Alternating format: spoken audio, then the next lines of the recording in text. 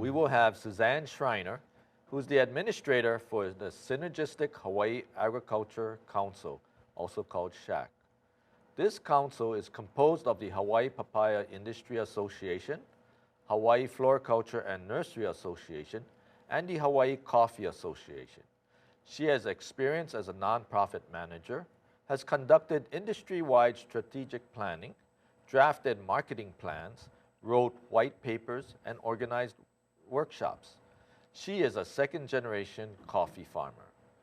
Her presentation today is entitled Synergistic Hawaii Agriculture Council Updates.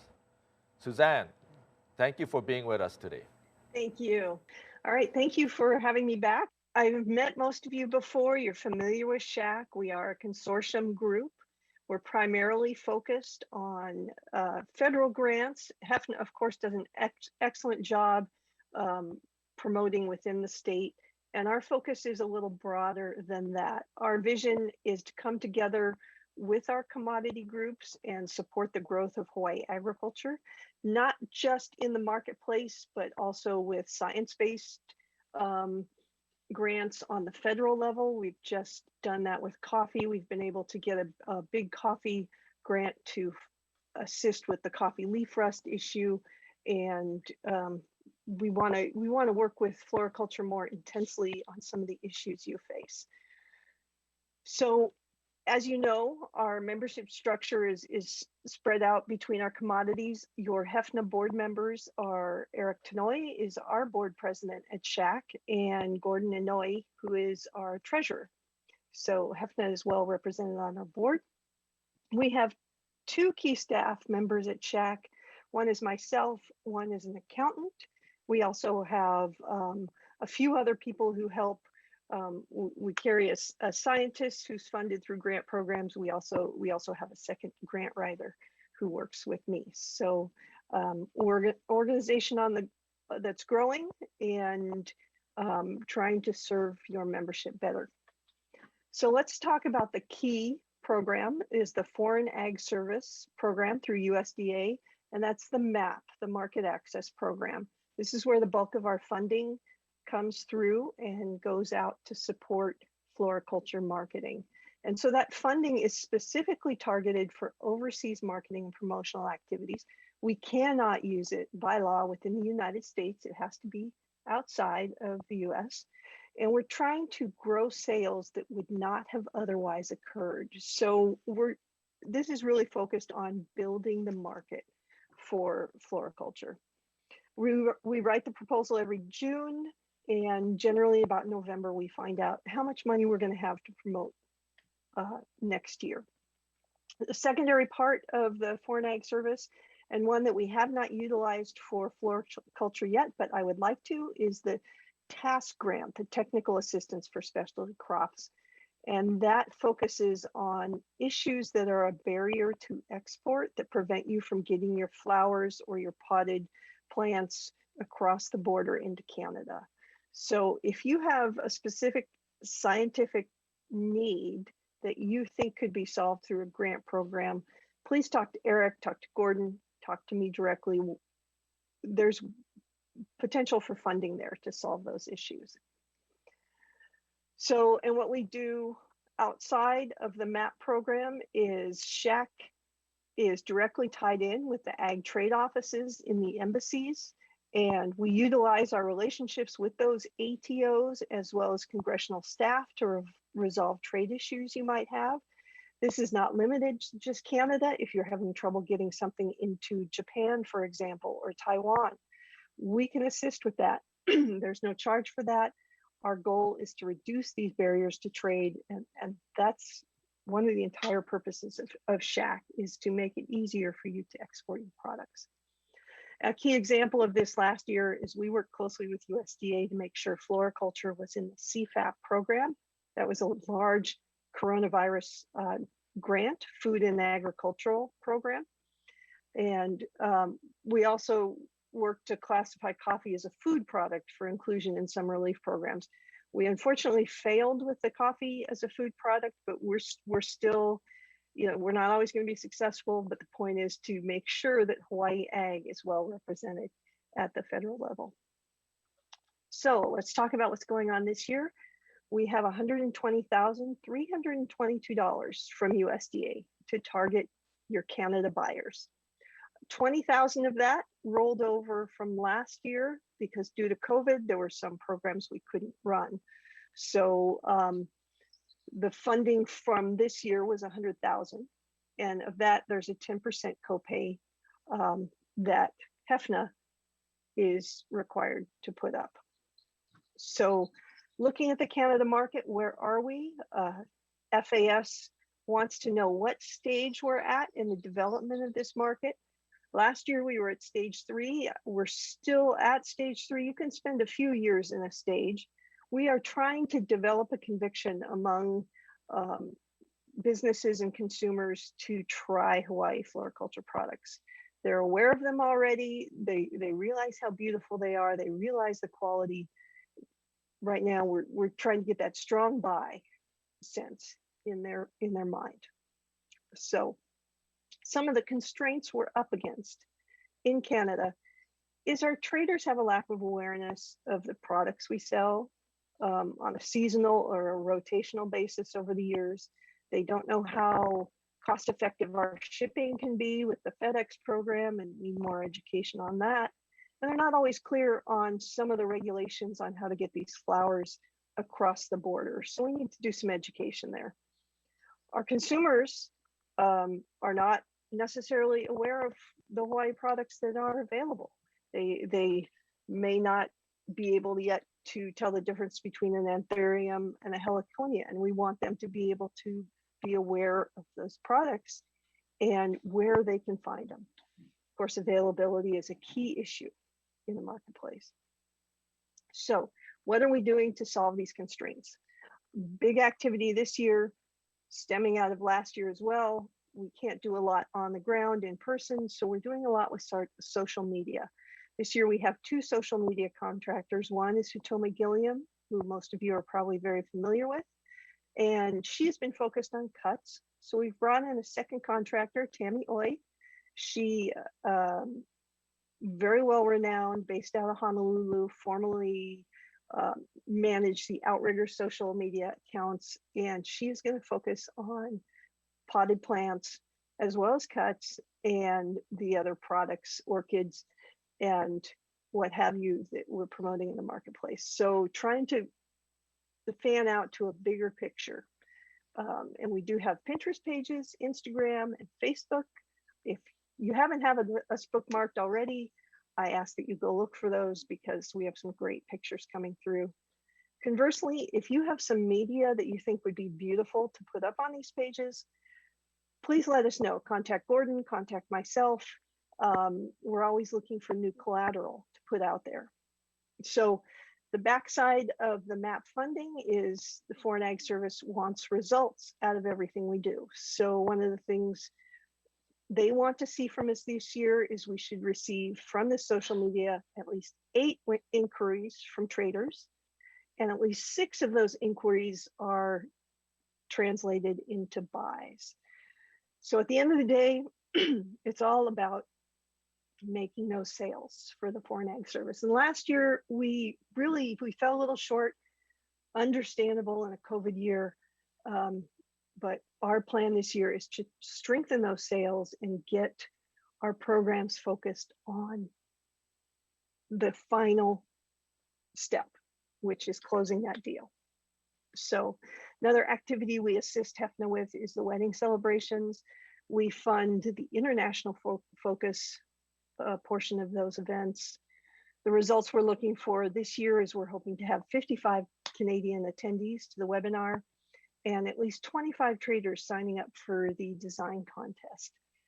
And if you didn't get a chance to watch that last year, some beautiful designs came out of Canada and from here too. So please do check that out. So one of the rules of the FAS program is we cannot promote individual companies here from Hawaii. So we cannot list your particular business name in our promotions. But what we can do is if you sell to a particular florist in Canada, we can promote that florist. So this is kind of the backside, what we call a generic marketing program, where we are marketing Hawaiian products.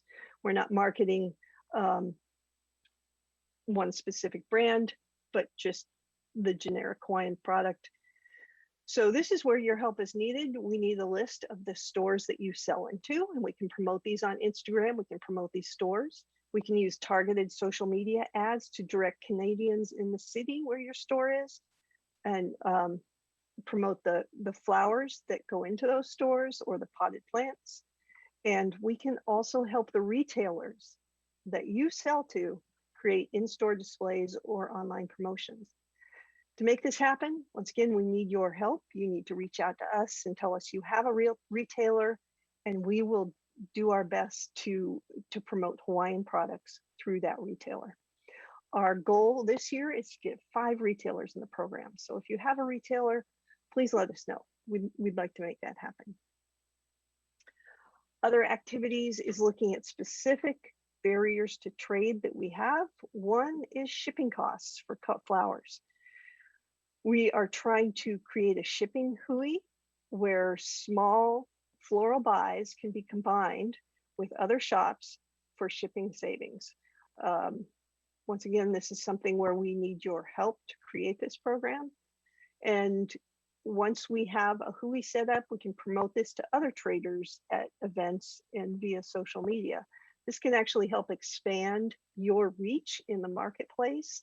If you have 1 or maybe 2 floral buyers in Vancouver, for example, we can work with them to create that shipping hui, and maybe you can reach out to other floral shops to get them into the hui, increase your sales, increase the efficacy of this hui. So on the potted plant side, a large barrier to trade, I'm sure if you sell potted plants, you're aware of this, is the Canadian Growing Media Program. This is very challenging to get our soil-based products into Canada. We'd like to help you with that. If you would like to become registered in that program, please let me know. We can work with the ATO office to assist with the paperwork and getting this through. Because of course you cannot sell your potted plants if you can't get them across the border. So these are 2 key barriers where SHAC is really looking to push through. And how you can help us continue to get this funding and to really boost the sales is, 1, we need you to participate. If you make a sale, please keep track of it. If you have time, please assist with the HFNA marketing committee, or provide beautiful pictures for us to get on social media. There's a lot of easy ways you can help us move this program forward. And if you have retail outlets in Canada, let us know. You can contact me directly if you want to keep this information private. I understand some of this is business confidential. So please, you can reach out to me directly. And we want to help you build your sales. We need you to participate back with us. We are trying to boost your sales to Canada. So if you have a small idea of how you could get into the Canada market, let us know. We will try and drive that for you and help get you where you want to be. And on the backside of this, we do have to report total sales, not individual company sales, but total sales to Canada at the end of the year. So it helps if you are able to track some of these sales separately in your system and let us know. Because what we do is we go into some of the large APHIS or federal databases that track the exports to these countries, but not all of them are reported, because if you send one box via FedEx, it might not show up in the system. It's too small for them to register, but it's really important for our smaller commodities, our specialty crops, to track these sales. These federal databases are set up to track corn and wheat and specialty crops. We're a different breed, so we need your help with that to track the sales. So shifting gears for my last slide here, I just wanted to make you aware of 2 COVID grants for small businesses that are still open. One is opening in October, and I will make sure that Judy gets this information out to you as soon as it's ready. And that's the Pandemic Response and Safety Grant.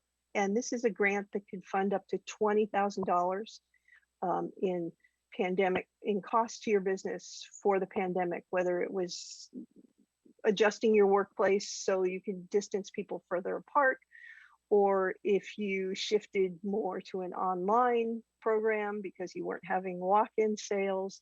There's a lot of different ways this program could benefit you if you did a pivot during the pandemic. And the second one is CFAP 2. I hope you have all taken a close look at CFAP 1 and 2 and have already been funded under this program, but they've extended the deadline until October 12th. And they've revised the program a little bit. So if your 2020 sales weren't great, you can shift back to 2019 and perhaps get more money. So if you have not looked at CFAP 2, I highly recommend you go back and take another look at it again. Don't leave money on the table. There's very possibly something out there and something new in the program over the last few months that you might be able to take advantage of. And with that note, I will leave you with my email address on the bottom. If you have any thoughts, any questions, not today or later or whenever, or you have sales to report, please let me know. I'm here to help and here to help you grow your business. Thank you. Thank you, Suzanne, for that update. Okay. We do have one question. Okay. And I realize that, you know, we have Gordon and Eric in the audience, but I'd like to ask, are there any plans to increase the council membership to other crops, with other crops? Yeah, that's a great question. We're currently talking with another commodity right now. I'm not sure if I should mention which commodity that is, but they're very big here on the Big Island. And they are looking to join in some of these federal marketing programs. So. Okay. And I believe that's the last question we have for you. So thank you very much for all the work you've done, and we look forward to more things. Thank you. Okay.